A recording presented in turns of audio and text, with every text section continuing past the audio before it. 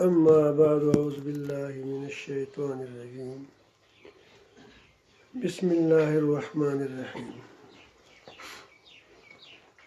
فاجتنبوا الرجس من الأوثان واجتنبوا قول الزور حنفاء لله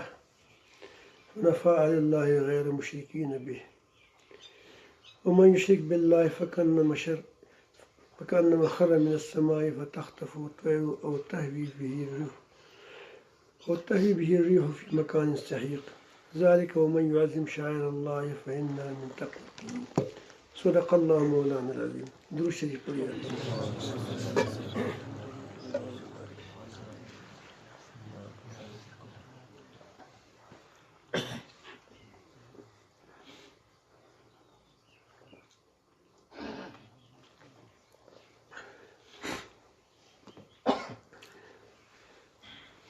انسان صرف اللہ تعالیٰ کا محتاج ہے.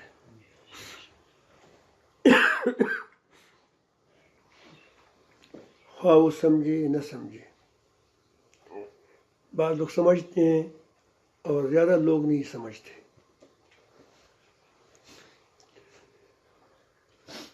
لیکن محتاج ہر ایک ہے، خواہ وہ انسان ہے، خواہ وہ جن ہے، خواہ وہ فرشتے ہیں، خواہ وہ کیڑے مکوڑے ہیں. ہر ایک چیز اپنی پیدائش میں، اپنی بقا میں،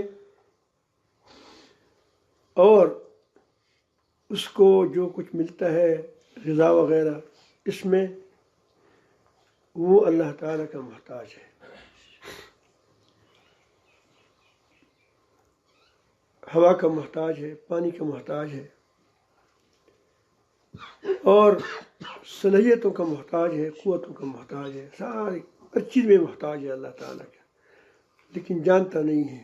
بہت سے لوگ نہیں جانتے، اسی لیے وہ شرک بھی کرتے ہیں اللہ تعالیٰ کے ساتھ. وہ دوسروں کو اللہ تعالیٰ کے سوا اوروں کو ماوا ملجا مشکل کشا ماننے لگتے ہیں. بظاہر ان سے کام ہوتا ہے، پانی سے پیاس بجھتی ہے، اور آگ سے ہم کھانا پکاتے ہیں، ہمارے کام آتے ہیں. اس سے دوسری چیزوں سے کبھی بظاہر فائدہ ہو جاتے ہیں تو ہم کہتے ہیں کہ یہ تو گویا اس میں فائدہ ہے، اس یہی گویا اس کو خدا ہم بنا لیتے ہیں. حالانکہ یہ ساری مخلوق اللہ تعالیٰ کی مٹھی میں ہے. جہاں اس کو پھرنا چاہے پھرتا ہے، اگر تباہ کرنا چاہتے ہیں تباہ ہو جاتے ہیں، اگر اس کو کسی کو عروج دینا چاہتے ہیں تو عروج اس کو ملتا ہے.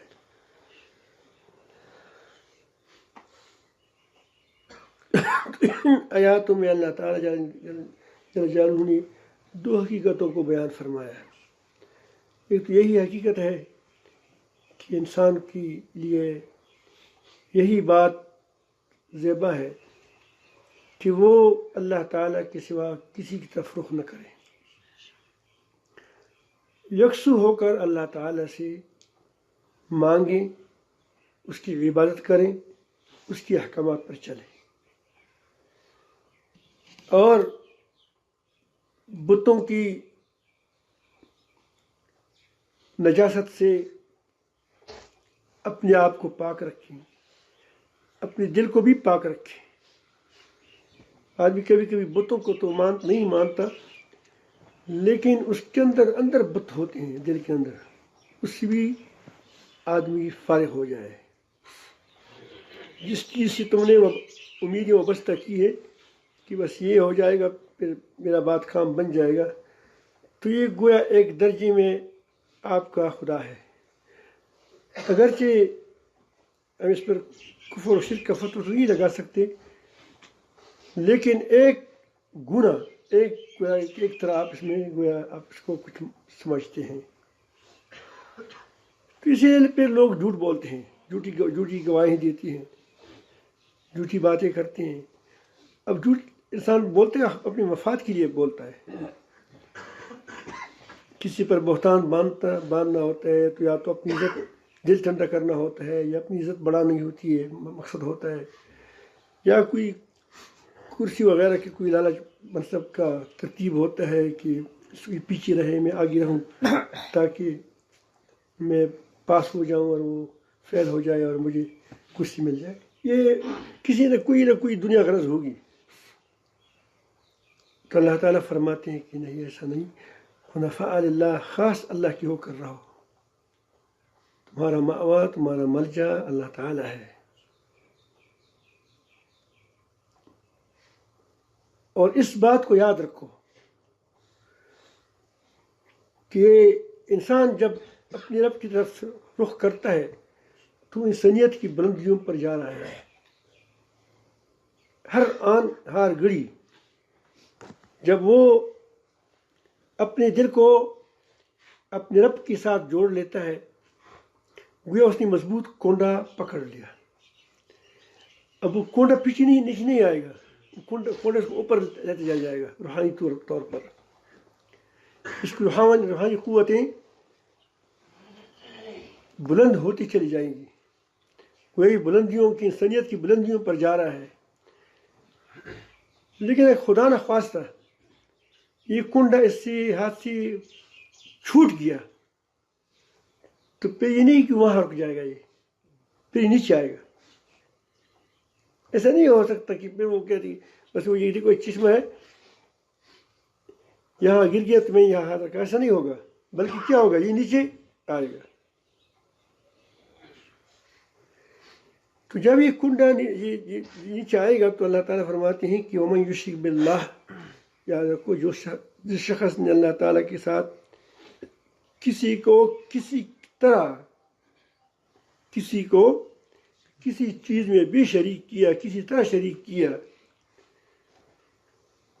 تو اس کا جو مضبوط کنڈا تھا اس کے ہاتھ سے چھوٹ گیا. پھر کیا ہوگا؟ اب انسانیت کی بلندیوں سے گر پڑا. فَكَأَنَّمَا خَرَّ مِنَ السَّمَاءِ، گویا وہ آسمان سے گر پڑا.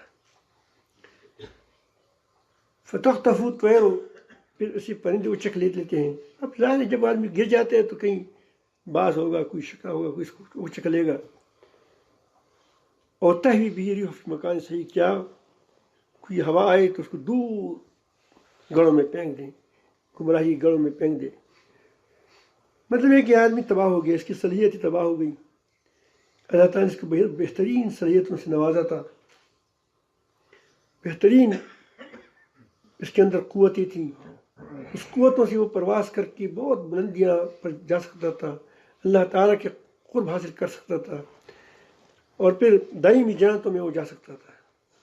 لیکن یہ تباہیوں میں پڑ گیا کیونکہ اس نے اس عظیم رب کی کنڈے کو چھوڑ دیا جس نے اس کو پیدا فرمایا ہے، جو اس کا خالق ہے، جو اس کا مالک ہے، جس نے اس کو پیدا کیا. یہ دنیا مردار کے پیچھے پھڑ گیا، باستا نیچے اتر گیا، جال میں پھنس گیا. تو یہ ایک حقیقت ہے. میں کیا دو حقیقتیں بیان کرنی ہیں. یہ ایک حقیقت ہے، اور ایک ایسی حقیقت ہے کہ جس میں کبھی بھی کسی عقل والے نے اس میں اختلاف نہیں کیا ہے. عقل والے میں دہری کو نہیں کہتا، اگرچہ وہ آسمان پر اس نے کمن ڈالا ہے، نہیں کیا اس کو چاند پر. میں اس کو نہیں کہتا جو ہندو ہو، جو اللہ تعالیٰ کو نہیں مانتے، اگرچہ وہ چاند پر پہنچا ہے. یہ تو حیوانی کمالات ہے. یہ کیا ہے؟ یہ حیوانی کمالات ہے. اللہ تعالیٰ نے انسان کو عقل دی ہے، اس نے غلط کو ایک طرف استعمال کیا، لیکن جس نے چاند بنایا اس نے اس کو نہیں پہچانا. یہ بیوقوف ہے. جس چاند پر جا رہے ہیں اس چاند والے کو اس نے نہیں پہچانا. تو گدھے اس میں کیا فرق ہوا؟ گدھا بھی جب کوئی اپنی مفاد کی چیز دیکھتا ہے اس کی طرف جاتا ہے، کھاتا ہے، لیکن اس کو پتہ نہیں ہے کہ کس نے یہ گندم کہاں سے آئے ہیں، کس کی ہیں، کھانا جائز ہے ناجائز ہے. کل انعام ہو گئے. کیا؟ کل انعام، جھوٹے ہیں. یعنی وہ جانور ہے.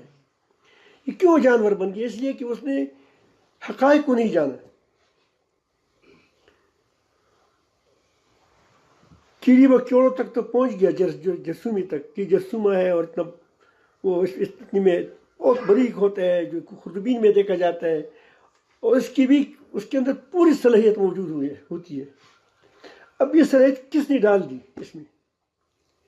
کس نے اس کو باریک وجود دیا؟ کس نے اس کو باریک کہ وہ کیا وہ جو طاقت دی کہ وہ کسی سے بچہ پیدا ہو جاتا ہے یا کسی کوئی چیز پیدا ہوتا ہے؟ یہ کس نے دی طاقت؟ اب یہیں تک وہ اس کو نہیں سمجھ جاتے، بیوقوف ہے. تو اس میں دو رائے نہیں ہو سکتی، لیکن دو رائے وہ اس وقت ہوتی ہے کہ ایک جانور ہو ایک انسان ہو. ظاہر ہے کہ جانور کے انسان دونوں میں تو فرق تو ہوگا، بینا ہو اور ایک نہ بینا ہو. ان یستوی الاعمی والبصیر، پھر اس میں اختلاف ہوگا. ورنہ اللہ تعالیٰ کی وحدانیت میں عقل کی روح سے جو عقل سلیم ہو، فطرت کی روح سے، وجدان کی روح سے کوئی شک نہیں ہے کہ اس میں اللہ تعالیٰ ہی ایک ہی ذات ہے جو انسان کو بچانے والا ہے، جو انسان کو دینے والا ہے، جو انسان کو ہر قسم کی حفاظت، ہر قسم کی آسائش سے اس نے اس کو دی ہیں اور وہ اس سے استعمال کرتا ہے. یہ ہوا کس نے بنائی ہے؟ پانی کس نے بنایا ہے؟ یہ لوہا کس نے بنایا ہے جس کو ہم ترکیب دیتے ہیں، چیزیں بناتے ہیں؟ یہ ریت کس نے بنائی ہے جس نے ہم چیزیں بناتے ہیں؟ یہ مٹی کس نے بنائی ہے جس میں ہم چیزوں کو کاشت کرتے ہیں؟ بوٹ کس نے بنائی ہے؟ عقل کس نے دی ہے؟ اللہ تعالیٰ نے دیا ہے. ایک دہریے کے ساتھ ایک دہریہ جا رہا تھا، ایک ہل چلانے والا تھا، مسلمان تھا. اس سے پوچھا کہ بھئی آپ مجھے بتائیں. اس کا خیال تھا کہ اس کو علم نہیں ہوگا. اس نے اس سے پوچھا کہ مجھے بتاؤ کہ تمہارا رب کہاں ہے؟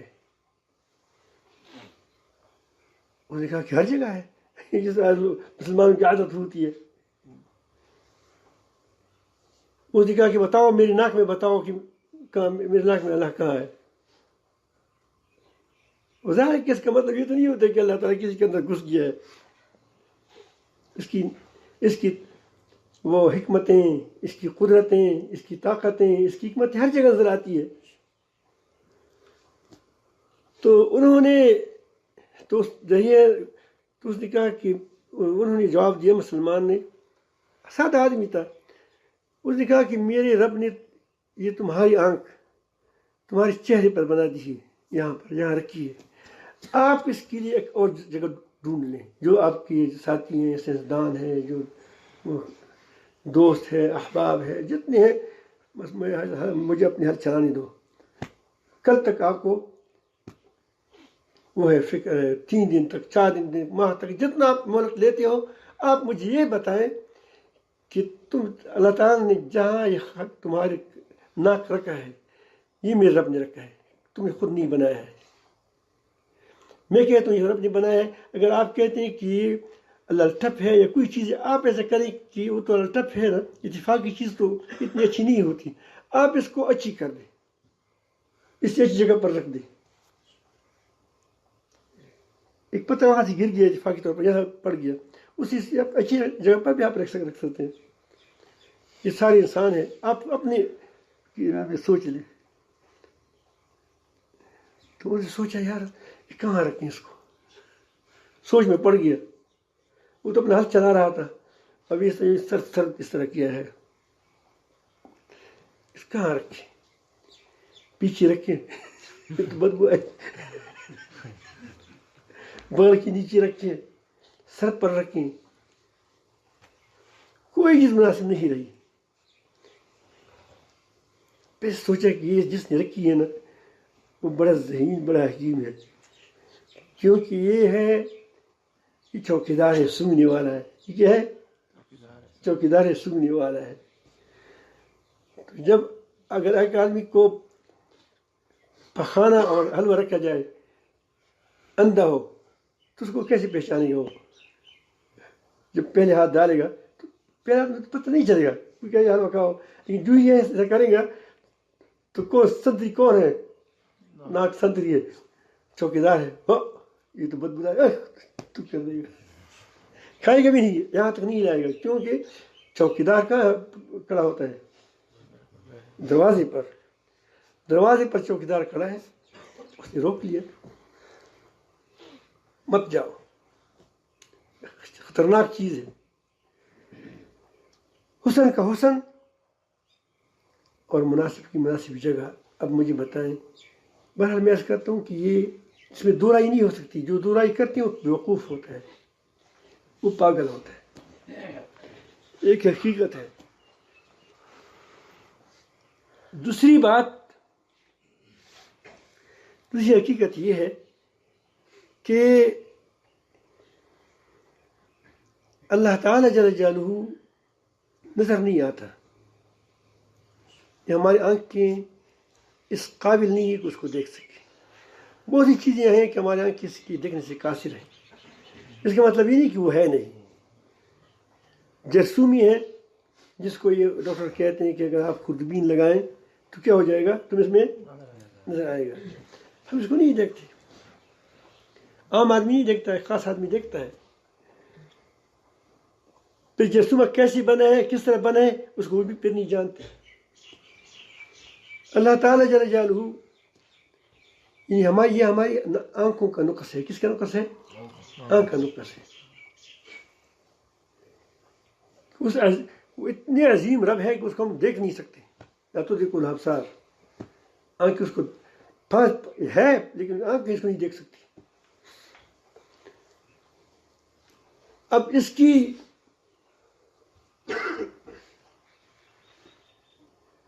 وہ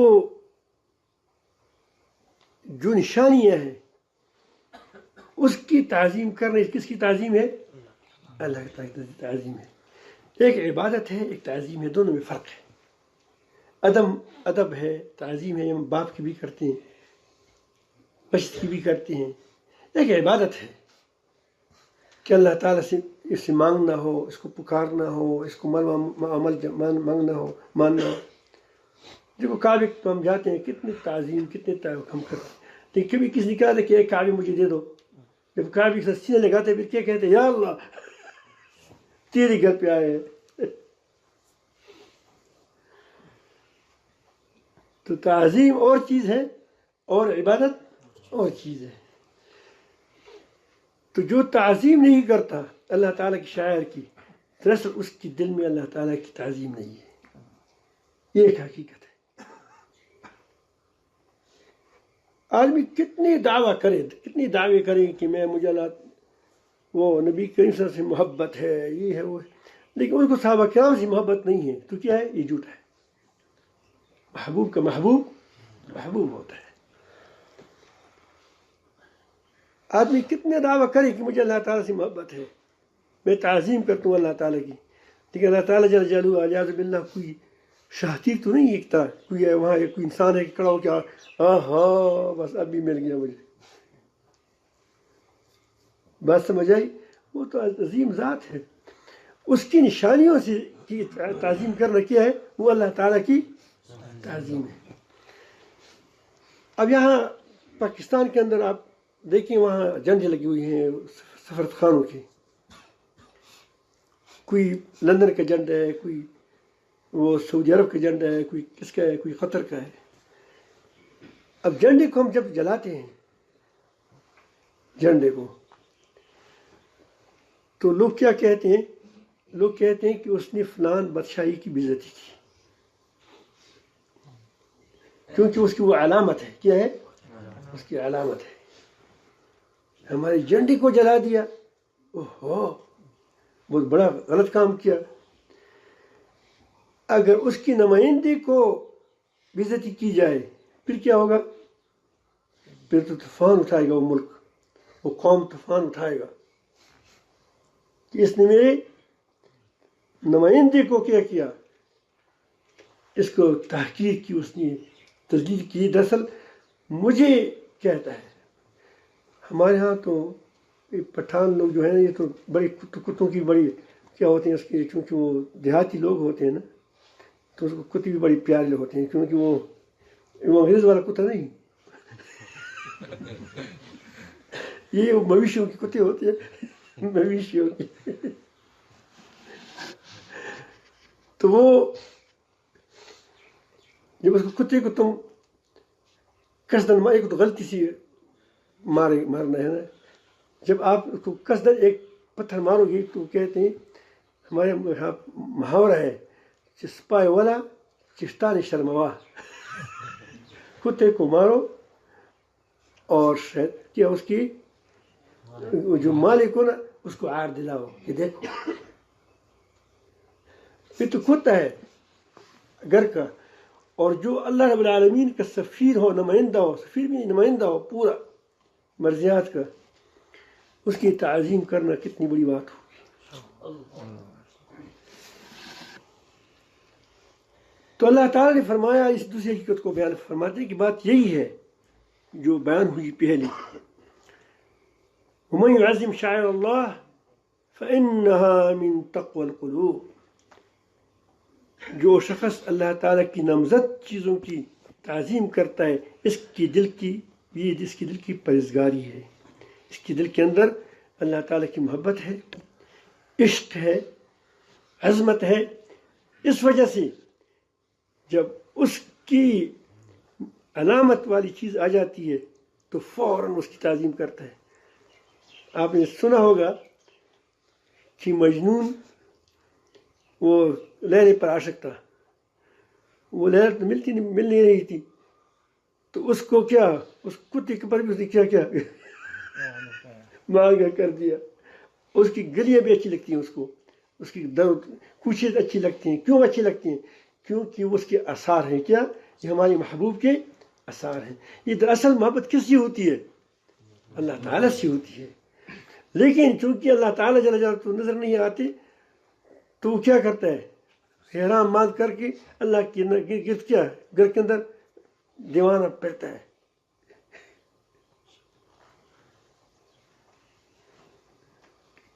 تو یہ تعظیم جو ہے اب وہاں عبادت نہیں کرے گا، کیونکہ عبادت کسی کرنی ہے اللہ تعالیٰ کی، لیکن تعظیم یہ اللہ تعالیٰ فرماتے ہیں کہ یہ دلوں کی پرہیزگاری ہے. اللہ تعالیٰ ہم سب کو پرہیزگار بنائے ایمان میں. یہاں ایک مغالطہ ہو جاتا ہے. پہلے تو میں بتاتا ہوں کہ اللہ تعالیٰ معمولی چیزوں کو جس کو ہماری نظر میں بھی نہیں ہے بڑی چیزیں، اس کو بھی اللہ تعالیٰ نے فرمایا کہ یہ ہماری کیا ہے، یہ بھی میری شاعر ہے. ان الصفا والمروہ من شعائر اللہ. اللہ تعالیٰ فرماتے والبدن جعلناها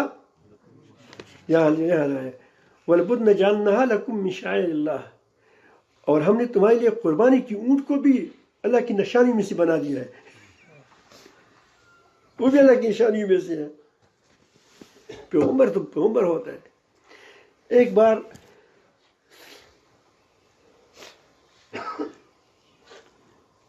یہ بات ہو رہی تھی تو کسی نے اعتراض کیا، کہا کہ جب یہ لوگ اگر ہم انبیاء علیہ السلام کی، نبی کریم صلی اللہ علیہ وسلم کی مدح کرتے ہیں اور اس کی وہ شان بیان کرتے ہیں تو اس سے پھر لوگ شرک کی طرف مائل ہو جاتے ہیں. شرک کی طرف مائل ہو جاتے ہیں، اسی لیے اس باتوں سے احتراز کرنا چاہیے تاکہ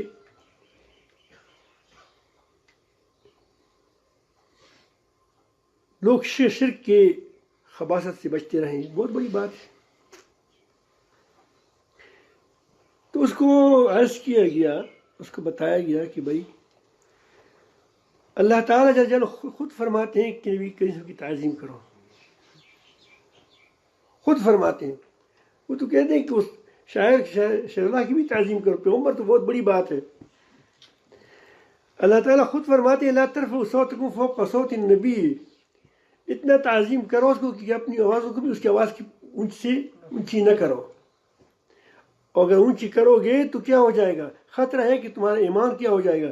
سلب ہو جائے گا، اور تمہارے ایمان کیا ہو جائیں گے؟ اعمال خبت ہو جائیں گے۔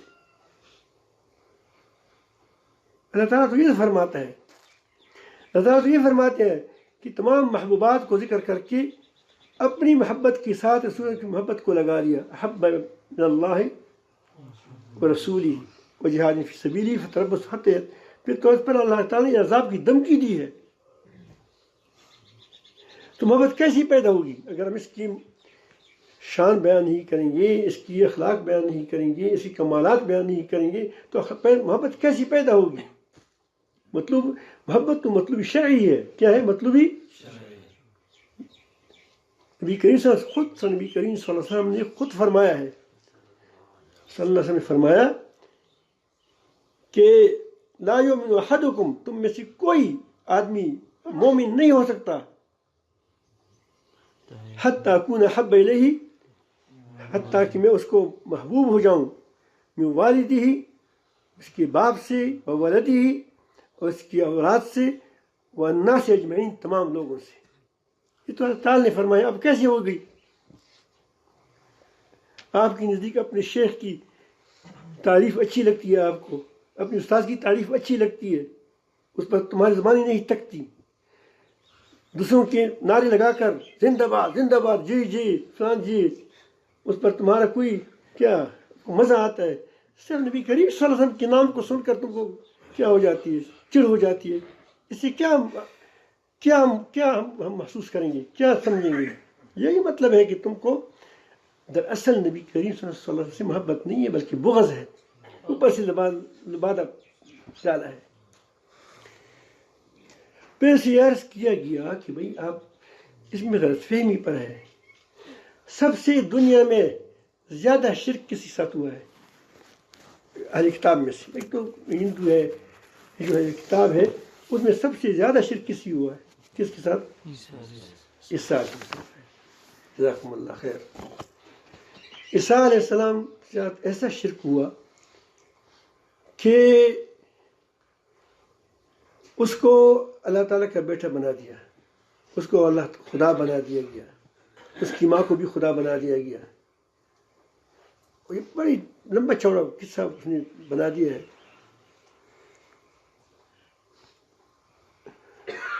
جب یہ بات کی تو اس نے درمیان میں بات کی کہ دیکھو نبی کریم صلی اللہ علیہ وسلم نے خود فرمایا ہے کہ میرے مدح میں مبالغہ نہ کرو، جس طرح یہ عیسائیوں نے کیا کہ اس کو خدا بنا دیا، اس کو خدا بنا دیا۔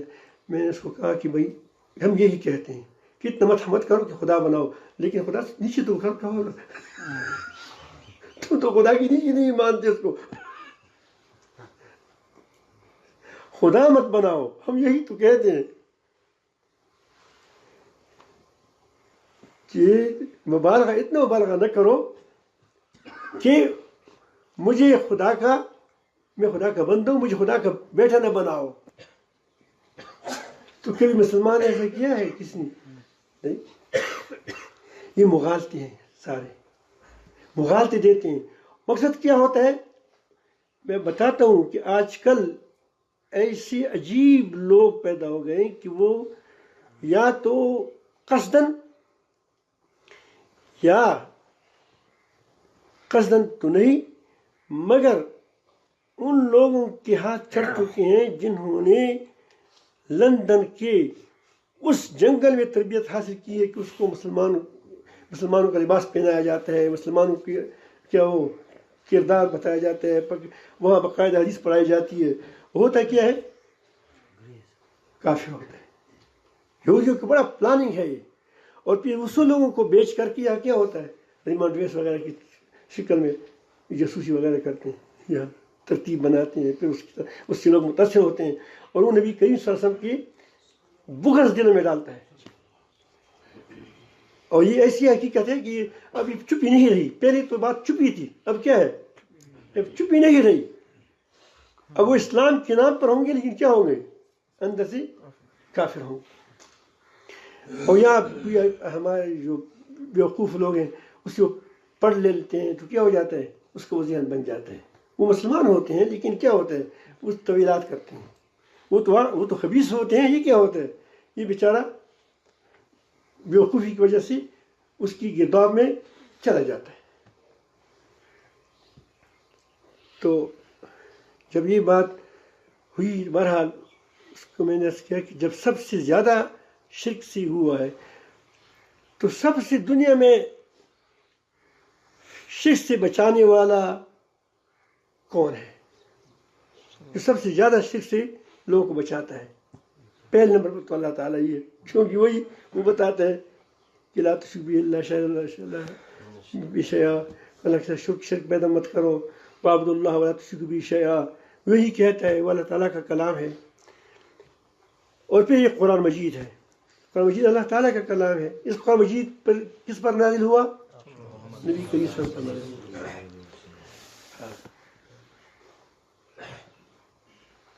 اب ظاہر تو یہی ہونا چاہیے کہ حضرت عیسیٰ علیہ السلام کی مدح تو کی جاتی کہ بڑا اچھا آدمی تھا، نیک آدمی تھا. ویسے یہود وغیرہ نے اس کی کیا کیا خلاف اور پیگنڈی کی ہے. اتنی بات پر اکتفا کر لیتے، اتنی بات کافی تھی. تو اللہ تعالیٰ نے اس کی مدح کیوں کیا؟ یہ تو اور بھی اس کی کس کی تائید ہوتی ہے؟ عیسائیوں کی.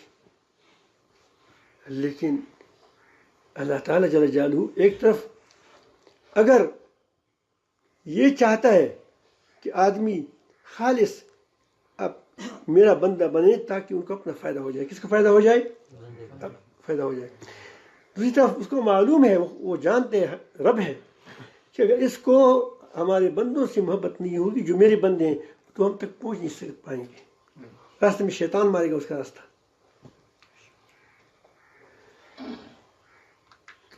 وہ یہود کی تردید بھی کرتے ہیں کہ نہیں جادوگر نہیں تھا. تو اللہ تعالیٰ جل جلالہ نے قرآن مجید میں فرمایا کہ دیکھو اب یہ ساری معجزات بیان کرتے ہیں. انی اخلق لکم من الطین کہیۃ الطیر. یہ کون کہتا ہے؟ حضرت عیسیٰ علیہ السلام فرماتے ہیں کہ میں انی قد جئتکم بآیات من ربکم. یہاں پہلی بات ہوتی کہ میری اپنی نہیں ہے، کس کی ہے؟ اللہ تعالیٰ کی. بے شک میں تمہارے پاس اپنے رب کی طرف سے تمہارے پاس نشانیاں لے کر آیا ہوں. وہ کیا نشانیاں ہیں؟ انی اخلق لکم من الطین، میں تمہارے لیے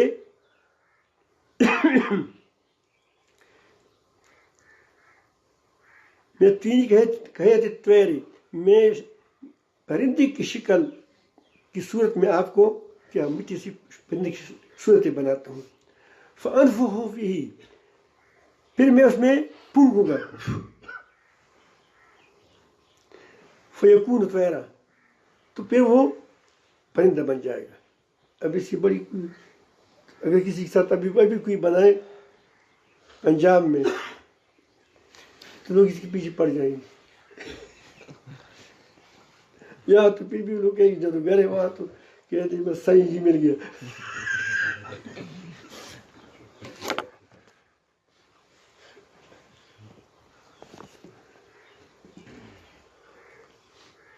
پرندے اڑاتے ہیں، دیکھو مٹی سے پرندے روح ڈالتے ہیں. تو اللہ تعالیٰ فرماتے ہیں کہ اس کی میں نے معجزہ دیا تھا باذن اللہ، لیکن یہاں اذن اللہ لگا کہ میں نہیں کر رہا تھا. یہ کس کا حکم تھا؟ یہاں باذن اللہ کے بارے میں آپ کو ایک تھوڑا سا لطیفہ سناؤں. لطیفہ اسے سناتا ہوں کہ آپ کو تھوڑا سا یہ بھی پتہ چلے کہ مثال سے بات تھوڑی سی واضح ہو جاتی ہے. درست ہی پڑھے اللہ.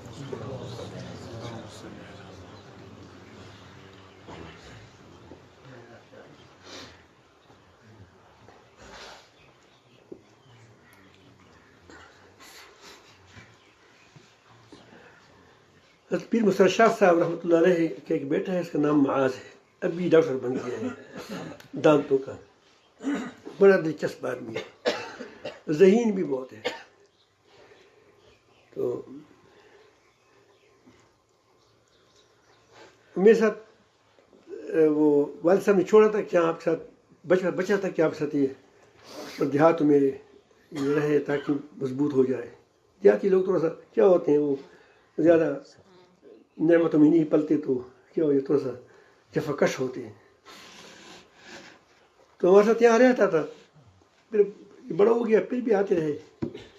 تو ایک دن میں وہاں اس مسجد کے اندر جو ہمارا قریب مسجد ہے، کہ مدرسہ نہیں بنا تھا، پہلے چھوٹا تھا بچہ تھا، وہ میرے پاس آئے اعتکاف میں، جو متکاف میں آ گئے، متکاف میں اندر آ گئے. تو مجھ سے پوچھا کہ مفتی صاحب، اس میں پشتو میں کہا، میں اردو میں آپ کو کہوں گا کہ یہ بزرگ لوگ ہوتے ہیں، یہ دیوار پر سوار ہوتے ہیں، پھر کہتے ہیں کہ اللہ تعالیٰ کے حکم سے چلو، تو وہ چلنے لگتا ہے. کس نے کہا ہوگا اس کو؟ اور پھر وہ عیسیٰ علیہ السلام آئے، اور بعض بزرگوں کے بارے میں مشہور ہے کہ اس نے کسی وہ مردے کو کہا کہ اللہ تعالیٰ کے حکم سے، کسی پیغمبر کے بارے میں، اور پیغمبر میں مشہور ہے کہ وہ کیا، اس نے کہا کہ اللہ کے حکم سے اٹھ جاؤ، تو زندہ ہو گئے. تو میں بھی دیوار پر بیٹھ گیا اور میں نے کہا کہ اللہ تعالیٰ کے حکم سے چلو. وہ نہیں جا رہا تھا. بڑی میں نے کہا کہ اللہ کے حکم سے چلو، وہ نہیں جا رہا تھا. پھر کہا اور پھر وہاں ہمارا قبرستان ہے اوپر، وہاں پر اس کو کہا کہ میں نے کئی مردوں کو کہا کہ اٹھو، خدا کے حکم سے اٹھو، ایک بھی نہیں اٹھا.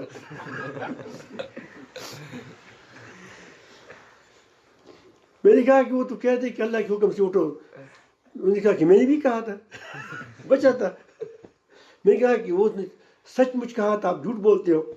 وہ نے کہا کہ نہیں، خدا کی قسم، میں بھی دل سے کہا تھا کہ اٹھ جاؤ، میں دل سے کہا تھا کہ اٹھ جاؤ. نہیں، میں نے کہا کہ پیارے، اس کا مطلب یہ نہیں ہے کہ آپ نے دل سے نہیں کہا ہے. میں کہتا ہوں کہ آپ جھوٹ بولتے ہیں. وہ کہے کیسے جھوٹ بولتا ہوں؟ میں نے کہا کہ تم کو اللہ تعالیٰ نے حکم دیا ہے کہ اس کو کہو کہ اٹھ جاؤ.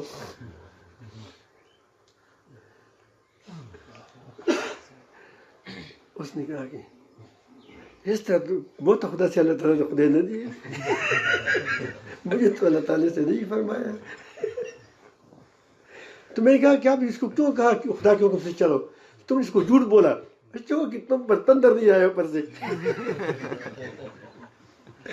خدا اللہ تعالیٰ کا حکم نہیں تھا، تم نے کہا تھا کہ خدا کا حکم ہے. اب سمجھ آئے خدا کے حکم کا، باذن اللہ کا، کہ اللہ تعالیٰ نے اس کو حکم دیا تو کیا کرو. اس میں پھونک مارو تو کیا ہو جائے گا؟ بن جائے گا. ایسا نہیں کہ وہ خود اس کی پھونک تھی. بس اللہ تعالیٰ کے حکم میں تھی. کس میں تھی؟ تو اللہ تعالیٰ فرماتے ہیں کہ اسی پھر کیا پرندہ بن جاتا تھا. وہ ابرئ الاکمہ والابرص، میں مدرزاد اندھوں کو اور ابرسیوں کو، کوڑیوں کو اچھا کرتا ہوں. وہ احیی الموتیٰ باذن اللہ، اور میں مردوں کو زندہ کرتا ہوں اللہ تعالیٰ کے حکم سے. سمجھ آئی بات میں؟ اللہ تعالیٰ یہ تمام مردوں کو نہیں اٹھاتا. جس مرد کے بارے میں اللہ تعالیٰ فرماتی کہ اس کو کہو کہ اٹھ جاؤ تو اٹھ جائے گا. اور اس سے بڑی بات، وَأُنَبِّئُكُم بِمَا تَأْكُلُونَ وَمَا تَدَّخِرُونَ فِي بُيُوتِكُم، میں تمہیں بتاتا ہوں جو تم کھا کر آؤ اور جو اپنے گھروں میں رکھ کر آؤ. میں بھی بتاؤں گا کہ تم نے کھایا کیا ہے گھر کے اندر اور کتنا چھوڑا ہے. ان فی ذلک لآیات لکم ان کنتم مؤمنین، اس میں تمہارے لیے نشانی ہے اگر تم ایماندار ہو. مشرک نہیں، کیا ہو؟ ایماندار ہو. تو میں آپ کو عرض کر رہا ہوں کہ دیکھیں کتنی بڑی بڑی معجزات اللہ تعالیٰ بنات کرتا ہے. اس کا مطلب یہ نہیں ہے کہ آدمی یا خدا کو چھوڑے یا خدا کے بندوں کی تعظیم نہ کرے. دونوں چیز، دو حقائق، دونوں حقیقتیں ہیں. اللہ تعالیٰ سے تعلق، محبت، اس کی عبادت اس کی کرنی ہے. تعظیم اللہ تعالیٰ کی بندوں کی بھی ہوتی ہے، اللہ تعالیٰ کی نشانیوں کی ہوتی ہے، مساجد کی ہوتی ہے، قرآن مجید کی ہوگی. لا یمسہ الا المطہرون. ہم عام کتاب کو ایک چیز میں بغیر ہاتھ لگا دیتے ہیں، لیکن خدا کی کتاب کو یہ تعظیم ہے کہ اللہ تعالیٰ کی کتاب کو بغیر پاکی کے ہاتھ نہ لگاؤ. حضرت ابو ہریرہ رضی اللہ عنہ ایک دن ایک کوچی سے ایک گلی سے آ رہے تھے. کوچا ہم پشت میں کہتے ہیں چولا. اس سے آ رہے تھے. یہاں سے نبی کریم صلی اللہ علیہ وسلم داخل ہو گئے اور وہ فوراً وہاں سے واپس ہو گیا. تو جب نبی کریم صلی اللہ علیہ وسلم کے ساتھ اس کی ملاقات ہو گئی تو انہوں نے نبی کریم صلی اللہ علیہ وسلم نے اس کو فرمایا کہ ابو ہریرہ تم مجھ سے ناراض معلوم ہو رہے ہیں. کہ رسول اللہ کیسے میں آپ سے ناراض ہوں گا, یہ کیسے ہو سکتا ہے؟ کہا کہ نہیں, مجھے ایسا معلوم ہوتا ہے کہ تم مجھ سے خفا ہو. اس نے کہا کہ مجھے پتہ نہیں ہے کیسے میں آپ پر میری ماں باپ قربان, میں کیسے تم سے ناراض ہو جاؤں. تو اس نے کہا کہ نہیں, اس دن آپ اس گلی میں آ رہے تھے, جب میں گلی میں داخل ہوا تو تم پیچھے بھاگ گئے. میں نے کہا کہ رسول اللہ اس وقت میں نے ابھی تک خدا کی قسم تمہارے چہرے کو بغیر وضو کے نہیں دیکھا ہے.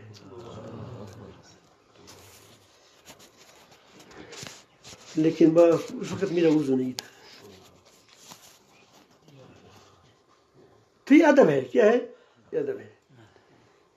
تو یہ میں عرض کرتا ہوں کہ مانگنا اللہ تعالیٰ سے ہے. باقی تعظیم اللہ تعالیٰ نبی انبیاء علیہ السلام کی احترام اس کو کرنی ہے. اللہ تعالیٰ نے یہ تو فرمایا ہے کہ اطیعوا اللہ و اطیعوا الرسول. کبھی یہاں فرمایا کہ کبھی آپ مجھے قرآن مجید میں دیکھو, حدیث میں دیکھو کہ لکھا ہو وَاعْبُدُوا اللَّهَ وَرَسُولَهُ, ایسا کہ لکھا ہے؟ اطاعت ایک دم گڑ مڑ نہ کریں کہ شرک و اطاعت. شرک و اطاعت کا مطلب اور ہے. وہ کہتے ہیں کسی کو حلال و حرام کا کیا دیا جائے, اختیار دیا جائے. یہ جو آپ کو وہاں کبھی کبھی آپ حج میں جاتے ہیں, آپ کو بتایا جاتا ہے کہ دیکھو حلال حرام کیا, یہ علماء کی بات مت مانو, خدا قرآن مجید کی بات مانو. بھائی ہمیں ایک حلال حرام بتانے والے ہیں, ایک کو حلال حرام ایک کو آپ حلال حرام کا مالک ماننے والے ہو. دونوں میں فرق ہے, فرق نہیں. آپ کہتے ہیں کہ بھئی اللہ تعالیٰ کے نزدیک کون سی چیز حلال ہے, کون سی چیز حرام ہے. یہ کیا ہے؟ یہ پوچھنا ہے. یہ آپ فقہا سے پوچھیں گے, آپ علماء سے پوچھیں گے. اور ایک ہے کہ تم مجھے یہ چیز حلال کر دو. فرق ہے, فرق نہیں. یہ 5 روپیہ لے لو, میرے لیے کیا کرو, فلاں چیز کا حلال کر دو. حلال کرتے ہیں نا. میں نے سنا کہ شیعہ وغیرہ بھی کبھی کبھی کیا روزی معاف کراتے بس پیسے دے کر مجھے. تو یہ باقی یہودوں کا تو یہ طریقہ تھا کہ وہ کہتے ہیں کہ جب مجھے یہودی عالم کہے گا کہ یہ حلال ہے, اس کو معلوم ہوتا ہے کہ حرام ہے, لیکن اگر یہ کہے کہ حلال ہے پھر کیا ہو گیا, تو اس کو گویا حلال اور حرام کا مالک بنانا تھا. یہ اختیار کس کے پاس ہے؟ ہم دیکھو ہم کس قدر مسائل کو گڑ مڑ کرتے ہیں, خرچ مت کرتے ہیں مسائل کو. اسی لیے عوام بیچارے جانتے نہیں ہیں, وہ دونوں میں فرق نہیں کر سکتے. تو آپ پر فرض ہے کہ آپ لوگوں کو سمجھایا جائے. سمجھ آئی بات؟ اللہ تعالیٰ ہم سب کو اپنی محبت نصیب فرما دے, اللہ تعالیٰ نصیب فرما دے. ہم پر خیر, آپ ہم سب کو ہر خیر سے ملامات فرما.